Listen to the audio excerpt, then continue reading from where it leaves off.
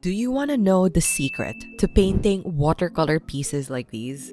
The answer is a lot simpler than you might think. Every masterpiece starts with watercolor washes. Pero ano nga ba ang watercolor wash? And how do you use them in your paintings? Make sure to stick around until the very end because in this video, we'll cover everything you need to know about watercolor washes, including the 3 different types of washes, the materials you'll need, at yung mga expert tips to avoid common beginner mistakes. We've taught these techniques to over 200 Filipino beginner watercolor artists through our online watercolor painting course. And they have gone on to do some amazing things. Like our student Kath, who learned the basics and started creating stunning landscapes in just 3 months. Or our student Raz, who took her floral paintings to the next level in just 4 months. Like, seriously amazing. If gusto mo din matuto ng watercolor painting so you can develop your creativity, feel more confident, de-stress, and improve your mental health, then you can book a free consultation call with our team. The link is in the description. Have you ever heard the term wash from watercolor painters? This is what it looks like.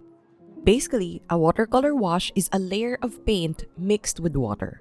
You apply it to create a flat area of color on your paper. Easy enough? Actually, you'll know if someone has watercolor experience if maganda yung wash nila. Ideally, a watercolor wash should be smooth and evenly applied. Walang streaks or inconsistencies sa texture. If you don't know how to control your wash, you'll end up with an uneven wash like this. Another term that goes hand in hand with washes is wash puddles or paint puddles. Basically, you take a watery paint mixture and use that to spread across your paper to create your wash. Imagine sipping from a hot cup of tea. If you take a closer look, you'll notice na even though tea is mostly water, color comes from the tea leaves na nag-steep na. You want a similar consistency when preparing your wash puddles. Aim for more water than paint. This helps the colors flow freely on your paper. But if you want the colors to pop just a bit more, you can also try yung coffee na consistency. To do this, just add more paint in your wash puddle. Just be sure you're able to maintain a watery consistency. Now, let's talk about the materials you need to practice your watercolor washes. Sir Eman, our watercolor mentor, advises using a large brush for applying washes. Pag large brushes kasi, it holds more paint and water. It allows you to cover large areas without having to reload your brush so many times. Pwede kang gumamit ng round brush or flat brush. Depending on your needs, you can go for a size 6 to 12 na brush. There are also mop brushes. These brushes are specially designed to hold more water and paint kaysa sa ibang watercolor brushes. Maganda talaga yung mop brushes for washes. When it comes to learning watercolor, the paper you use also matters so much. As a beginner, you might be tempted to use cheap paper. But the thing is, it'll just give you more headaches in the long run. And please lang, huwag tayong gumamit ng bond paper or Oslo paper. I know you probably use those in school. But if you want to graduate from paintings that look like elementary school projects to paintings that you actually feel proud of na pwede mong ma-share with friends and family, then this is something that we have to invest in. Mentor Eman recommends using watercolor paper that's at least 200 GSM. GSM refers to the paper's thickness. Generally, the thicker the paper, the better it handles watercolors. Yung cheaper watercolor paper, usually they're very thin and low quality. At madali silang mag-warp at masira with a few swipes of paint. Yung the best talaga is 100% cotton paper. It's the most absorbent kind of paper and you can really enjoy playing with your watercolors and experimenting with different layers. However, it can be slightly expensive. If you're on a budget, what you can try is 25% cotton paper, wood pulp paper, or a blend of both. An optional material you can use is painter's tape. When you tape down your paper, it actually helps stretches it out and you can also avoid warping. If wala kang painter's tape, you can just use washi tape or masking tape at home. Lastly, you'll also need a jar of clean water and a rag to dry your brush with. Now that we have our materials, let's discuss the 3 different types of watercolor washes: flat wash, graded wash, and variegated wash. First, let's talk about the flat wash. A flat wash is the most common type of watercolor wash. As the name implies, a flat wash is a layer of paint that's flat and even in color. You want to avoid any streakiness. One of our students, Maineth, demonstrates this technique perfectly. There are 2 ways to do your flat wash. First is the wet on dry na technique, and then the second is the wet on wet technique. Wet on dry means mag-apply ka ng wet paint on dry paper. Meanwhile, wet on wet means you apply wet paint on wet paper. For this demo, we're going to be using the wet on wet technique. Let's start with mixing a wash puddle with a tea-like consistency. Give the mixture more water than paint, but again, don't overdo it. Too much water will make it runny and look uneven. If there's too little water naman, the mixture will look too thick and it won't flow very smoothly. Make sure you mix more than what you think you'll need. A lot of beginners often underestimate how much they need. Imagine if you run out in the middle of your wash, you have to create the mixture again, and by the time na prepared na siya, nag-dry up na yung first layer. So now you're gonna end up with a streaky or uneven wash. That's something we want to avoid. Once you have your mixture ready, it's time to wet your paper. Just use a clean brush. You don't want it fully soaked or else your paint will spread everywhere. Make sure your water is applied evenly or else you're gonna get a patchy wash. Load your brush with a wash puddle and then paint a horizontal line across the top of your paper. Here's a tip.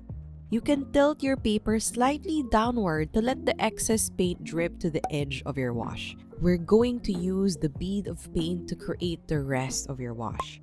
Keep pushing the bead lower using alternating horizontal brushstrokes until you reach where you want to end the wash. If you're running out of paint, you can reload your brush using the wash puddle that we made earlier. Don't go back to the areas you've already painted to avoid an uneven wash. When the area's filled in, use a dry brush to pick up the bead and let your painting dry. This is what your wash will look like while it's still wet. And once it's dry, the wet paint will settle into a smooth, flat wash. For a wet on dry flat wash, you use similar techniques, but the paper should be dry before you start painting. This creates a more matte texture compared to wet on wet. As with anything, learning these techniques takes time. So wag kang ma-discourage if ever you don't get it right the first time around. You can do it. You can do it. Just try again. If you need more practice, feel free to rewind this video. Understanding flat washes is the key to mastering our next 2 washes. And kung ready ka na, let's proceed to our second wash. Look at these 2 washes. Can you guess what they're called? Many beginners would call them gradient washes, but they're actually different.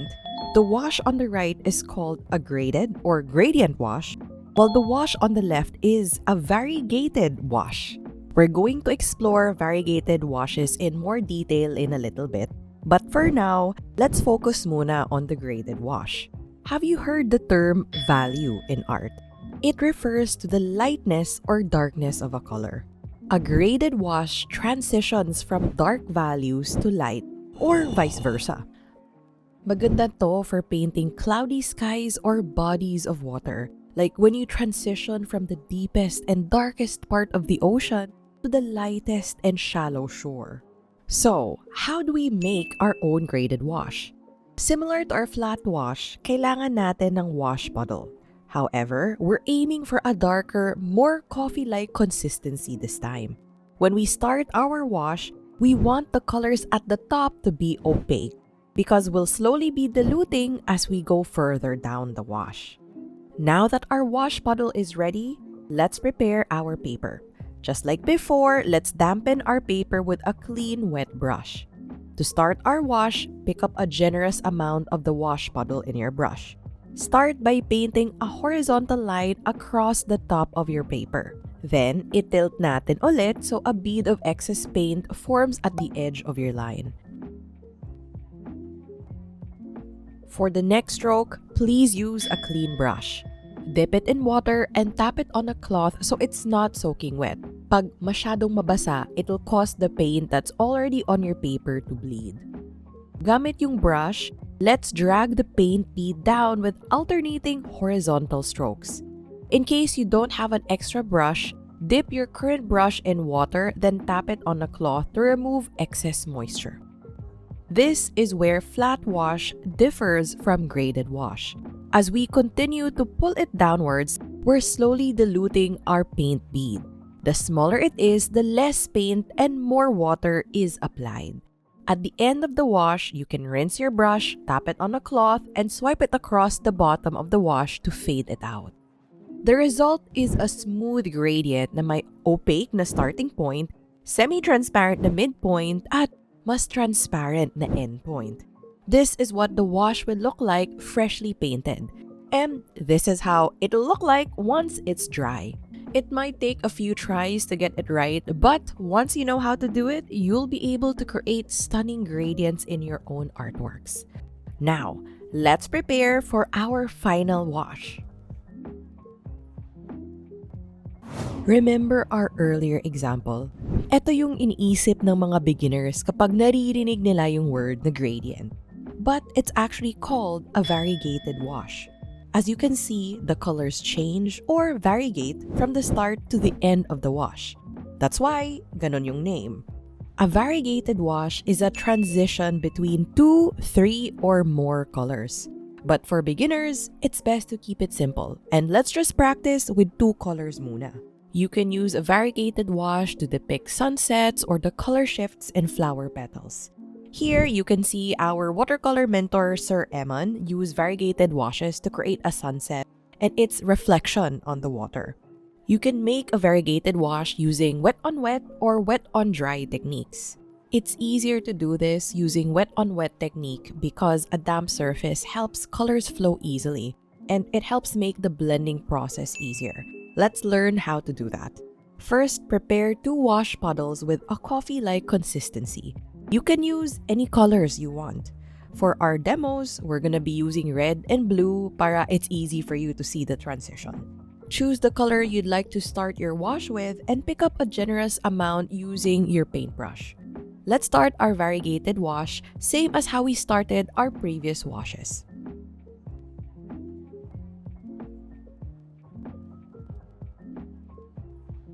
When you get to the midpoint of your wash, use a clean brush for your second color. Kahit nagbago na yung color, the technique remains the same. We'll continue our stroke from the paint bead left by our first color. Dapat mabilis ka dito. If the wash starts to dry, blending colors becomes so much harder. We recommend avoiding re-wetting it with water kasi it's going to cause your paint to bleed. As you paint, the color on your brush blends with the existing paint bead. This creates a smooth gradient effect. Continue with alternating horizontal strokes. The bead will slowly dilute and the color on your brush will show through more. Kapag naubusan ka na ng paint, clean your brush before picking up paint from your pre-made puddle para maiwasan yung color contamination from the gradient. Then, continue from the leftover bead until you reach your desired endpoint. Here's a pro tip. You can use a clean, dry fan brush or flat brush to blend the colors at the point where they meet. This creates a softer transition between them.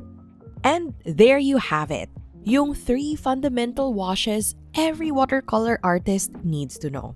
Kamusta yung experience? Was it fun, easy, a bit challenging? If you want to take your watercolor journey to the next level and learn how to paint stunning florals, portraits, and landscapes that you actually feel proud of, then we invite you to apply to our online watercolor painting course. You'll be mentored by some amazing watercolor artists who have a combined experience of over 10 years through our weekly live Zoom training sessions. Plus, you'll be with a supportive community of fellow watercolor artists. If you've always wanted to learn watercolor painting for years, then eto na yung sign. You can book a free watercolor consultation call with us through the link in the description. In the meantime, you can check out this video to make sure you know how to get the right consistency for your washes.